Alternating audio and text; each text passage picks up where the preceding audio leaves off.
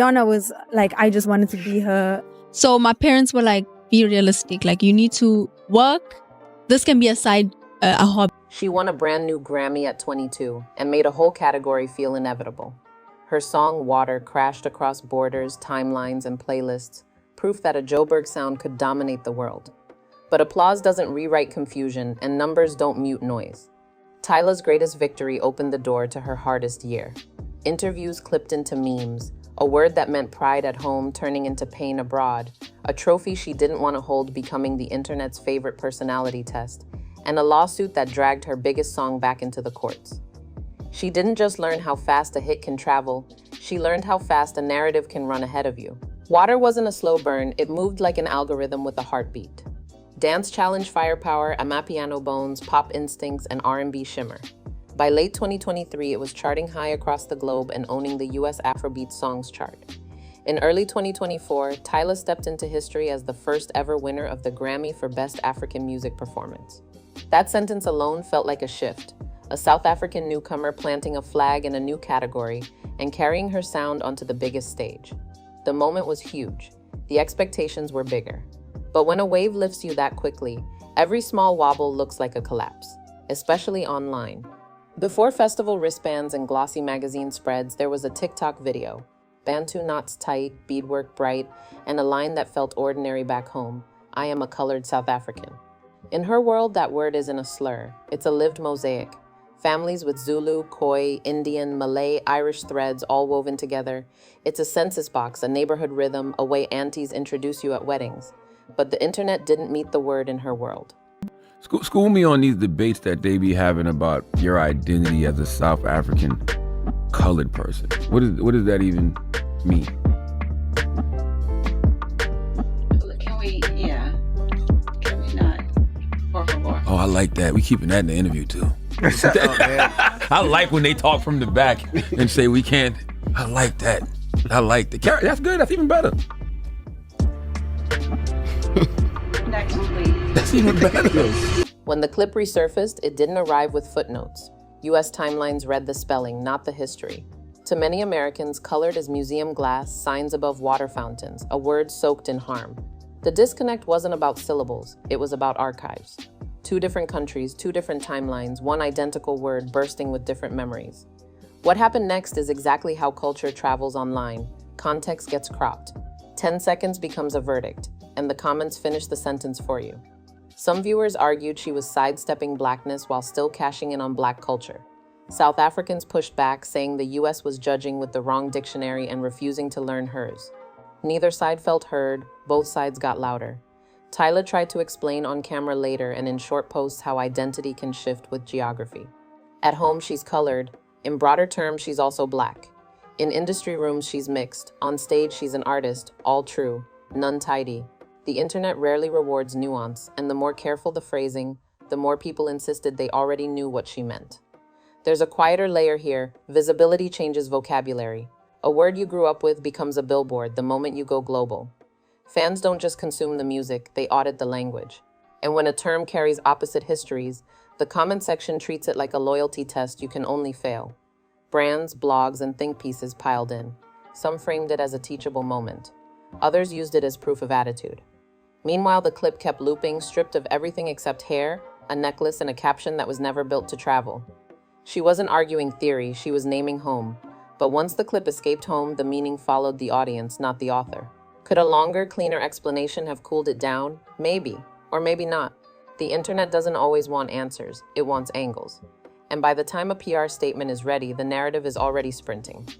Tyla learned that a word can be accurate and still land wrong, especially when millions of people hear it through their own history first. The fallout didn't end in the comments. It walked into studios and onto couches. Interviewers started leading with identity before music. Every question felt like a trap. Over-explain and get accused of performing. Under-explain and get accused of dodging. That impossible balance set the stage for the moment that would harden the narrative. Because the next time she sat down in front of a live mic, the room asked for clarity, and what they got instead was silence. Tyla, which might be controversial to say because she is kind of universally disliked online outside of her core fan base for numerous reasons. The setup was simple: a friendly studio, a culture-first audience, and a question she'd heard a dozen times online. What does colored mean where you're from? In a vacuum, that's an invitation. On The Breakfast Club, it was a minefield. A voice off camera floated a "can we not?" The room stalled and Tyla let the pause breathe. 10 seconds isn't long in real life. On the internet, it's an era. Viewers didn't see nerves, media training, or a publicist's hand signal. They saw a wall go up where a bridge should have been. Silence is elastic. Fans stretch it into whatever they already believe. For supporters, the moment looked like a young star protecting herself from a conversation she wasn't ready to lead. For critics, it looked like arrogance. Enjoy the benefits of Black culture. Decline the hard parts on air. Neither read the whole truth. Both traveled faster than any correction. She followed with a post built for clarity, not clicks. Race is regional, identity shifts across borders. She's colored at home and a Black woman in America. Clean logic, careful tone. But the timeline isn't a classroom, and posts aren't primers. People don't quote your nuance. They retweet your pause. The more she tightened her language, the more commenters insisted she was dodging, calculating, media coached. It's the paradox of pop interviews. The honest answer needs time, and time is the one thing a viral moment refuses to give. There's another layer. On-air etiquette and online appetite are opposites. In a studio, saying less can be respect. Don't trample a conversation you can't complete in 2 minutes. On the feed, saying less looks like guilt. And once a clip hardens into a meme, every new appearance becomes a sequel. Interviewers lead with identity. Fans wait to pounce. Body language gets graded like homework. Even a laugh lands with subtext. Is she amused, annoyed, unbothered? The comments decide before the sentence ends. Could one strong 2-sentence explainer have changed the arc? Maybe. Something like Back Home, colored is a specific community with a specific history. During the global splash of her single Water in 2023, she was projected to being the next huge international global success, following in the footsteps of notable names like Shakira and Rihanna, because they share similar come-up stories of leaving my homeland and making it big in the United States. And technically, Tyla did broke through and quote-unquote made it in the US. However, after her smash single eventually died down, in US terms, I'm Black, both are true. But interviews aren't scripts, they're nerves, jet lag, and a clock counting down. Tyla didn't lose the room with an opinion. She lost it with oxygen between words. The fallout was immediate. Think pieces, out-of-context clips, stitched reactions that played the silence on loop. Booker still wanted her, but now the invite came with a subtext. Explain yourself first, sing later. That swap is brutal for any artist. You walk in to promote a record and end up testifying about a word. And once the audience believes you failed that test, everything after sounds like PR. The lesson was brutal and clear. In an attention market, hesitation reads louder than a mistake. And that volume followed her into the next headline, where a celebration moment turned into a referendum on attitude. Because right after the mic went quiet, a trophy got heavy, and the internet made it heavier. At the 2024 VMAs, Water took Best Afrobeats, and for a beat, it felt like the internet might let her just win. Then the statue got heavy, the adrenaline hit, and Tyla tried to hand the moon person off. First a half turn toward the presenters, then relief when Lil Nas X took it. 10 seconds you'll forget in real life became 10 days of discourse online. Clips framed it as attitude, ignoring a presenter, acting above the moment, treating the trophy like a prop. She clapped back. Y'all make everything weird, and later clarified the obvious. The award was literally heavy, her hands were full, she was overwhelmed. None of that mattered once the narrative set. In a culture that reads micro-movements like headlines, a fumbled handoff became a character study. To fans already irritated by the interview pause, it confirmed aloofness. To supporters, it was just a rookie's nerves and high heels under bright lights. The frustrating part? She won. The statue that should have insulated her became another prism people used to judge the person, not the record. And the more she explained, the more commenters insisted explanation was the problem. It didn't stop at trophies. A few weeks later, a dance clip with a legend added fuel to conclusions people were already drawing. the singer's career trajectory became shaky. Because, oh no, she hasn't had another follow-up single that matched or surpassed the success of Water. Now, if you don't know Water, you haven't heard it before, here's a video of Blac Chyna's mom saying the lyrics while being annoyed. Clips from a 2024 Usher performance circulated. Tyla dancing, Usher leaning in, Tyla stepping away. Commentators lit up. Some claimed it looked dismissive, others said it was boundary setting and respect for her relationship. The truth got buried under the takes. In 2024, a half step on stage can become a mile online. Tyla's brand had been precision glass-clear visuals, immaculate styling, choreography you could measure in frames. But the internet doesn't parse rehearsal notes, it reads attitude. And the attitude people think they see often depends on the last headline they remember. That's the trap of parasocial grading. Audiences start scoring micro gestures like their midterms. Tilt your chin and you're cold. Smile late and you're fake. Even the camera angle decides who gets empathy. For a performer whose draw is polish, one awkward beat looks like proof the polish is all there is. PR statements don't fix that, only patterns do. Great sets, easy interviews, moments that feel human and unscripted. Until then, every clip becomes a referendum on character instead of craft. The irony? If the same move happened 6 months earlier, it would have read as playful professional chemistry. Context changes the caption. And once the caption hardens, it starts rewriting everything around it. Tour chatter, collab choices, even how people hear the next single.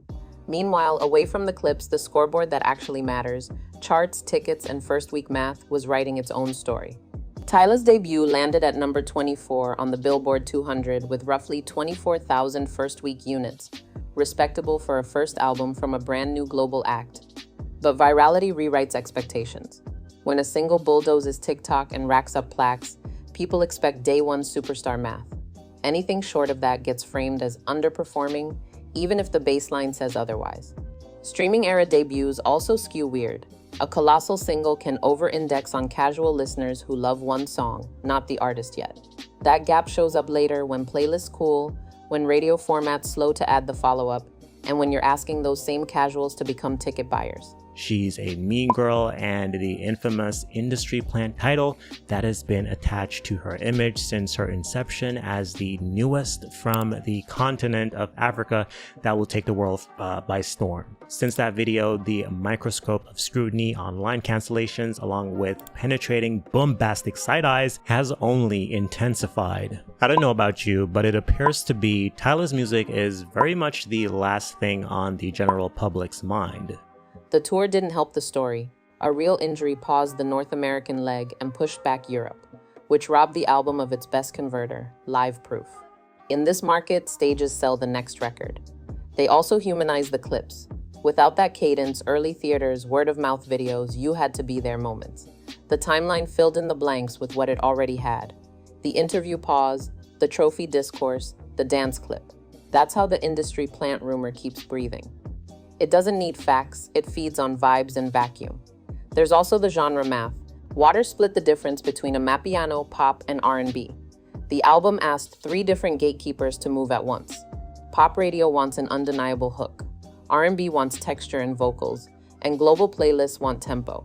When none of those silos take full ownership, growth looks slower than the internet promised. Add one more friction point, turning dance virality into durable fandom is the tightest rope in music. It takes a second single with teeth, interviews that feel easy, and a tour run that builds myth. She lost time on 2 of the 3. None of this says the foundation is weak. It says the foundation is young. The numbers don't prove a fall-off. They prove an audience still deciding. And audiences can flip quickly with a record that feels like a step forward rather than a replay of the TikTok moment. The catch is momentum hates interruptions, and 2025 added a new one that couldn't be solved with rehearsal or rollout. Because just as the music needed space to breathe, water was dragged into something far messier. Court filings, credits, and claims that kept her biggest hit in headlines for the wrong reasons. The paperwork arrived the way these things usually do, dense, numbered, and stripped of melody. In 2025, contributors tied to the making of Water filed suit, saying they weren't just assistants in the room, they were co-authors whose fingerprints lived in the stems. Their claim was simple in shape and messy in practice. Ideas, loops, and arrangement choices they say helped define the record didn't show up on the split sheet or on the top-line producer line. So the share, the fee, and the recognition never came. The filing talk session files, time-stamped projects, voice notes, and messages. There's no doubt she has fans, but her fan base isn't that large where she can rely solely on her base in the same capacity when compared to Nicki Minaj's cult known as the Barbs, or Beyonce's coven that is the Beehive. Receipts meant to prove the music didn't spring from a single laptop but a small ecosystem of hands. On the other side, the expected defenses hover. That contributions were work for hire, that any help was non-protectable or too minimal to merit credit, that edits happened after the fact, or that business terms already settled who gets paid and how. Sometimes these cases hinge on tiny distinctions. Who wrote the melodic contour versus who sound designed a drum fill? Who authored the core composition versus who arranged the final bounce? To fans, it's semantics. To courts, it's the whole fight. Why does this matter beyond the legalese? Because lawsuits slow momentum. A hit that once symbolized liftoff now drags a tale of disclaimers. Alleged, claim, pending. Labels tread carefully, collaborators get skittish, and interviews tiptoe around anything that sounds like discovery. Even if an artist never loses a case, they can lose time, and time is the only currency you can't recoup on a debut cycle. There's also the optics tax. Credit disputes reinforce the narrative skeptics already like, that the machine builds the myth and the village builds the song. Fair or not, every headline about percentages feeds the manufactured storyline and drowns out the actual craft, her ear, her phrasing, the pocket she finds on that hook. The truth is more boring and more common. Modern hits are collaborative, and collaboration gets messy when fame arrives faster than paperwork. As of now, the matter sits where most music lawsuits sit, unresolved, somewhere between a court calendar and a conference room. These things end in three ways: dismissal, decision, or settlement, and only one of those lets both sides post a smiling photo. Until then, the record that unlocked the world keeps one foot in a file cabinet, which leaves the larger question hanging over everything. If the song that made you famous now splits the room, can the next era reset the story, or does the story keep resetting the music?